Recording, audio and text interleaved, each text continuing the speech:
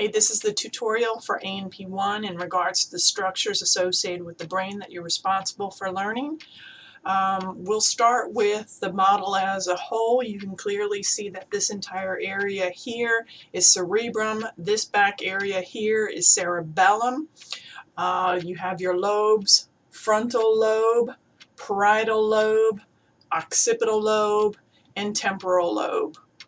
You can also notice that the bumps, which are called gyrus singular and gyri plural, the little dips in between the gyrus are called sulcus for singular and sulci for plural. This deep line right here that runs the length of cerebrum is called the longitudinal fissure.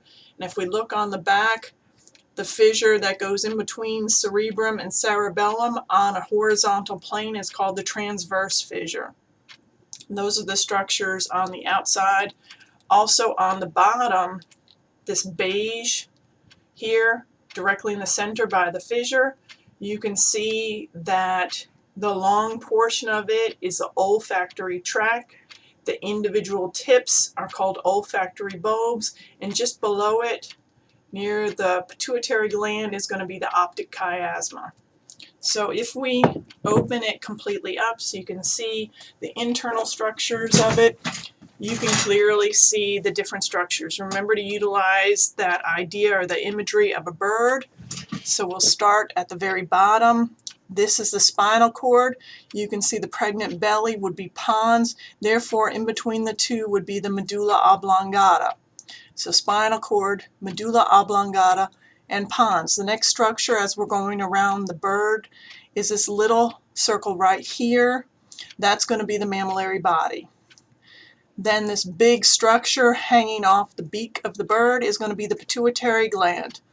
The eye of the bird is the thalamus. Therefore, just below the thalamus would be the hypothalamus. So going again from this side, spinal cord, medulla oblongata, pons, mammillary body, thalamus, hypothalamus, pituitary gland. Now let's go over the headdress or the top of the bird. This structure right here, this white matter, is corpus callosum. Below it is a ventricle. It's called septum pellucidum. So corpus callosum, septum pellucidum. Now we're going to go down the back side of the bird.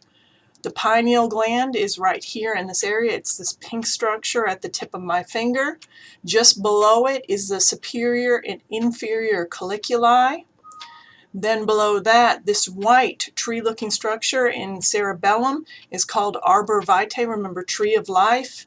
And then this little space right here is the fourth ventricle. Lastly, this whole head of the bird is going to be diencephalon. So let's try one last time. Run through it with me. Spinal cord, medulla oblongata, pons, mammillary body, thalamus, which is the eye, just below it is the hypothalamus, pituitary gland, corpus callosum, septum pellucidum. Pineal gland going down the backside is this pink structure. Below it is the superior and inferior colliculi. This tree-looking structure, that white found in cerebellum, is going to be arbor vitae, and this little space right here is the fourth ventricle. Hope it helps.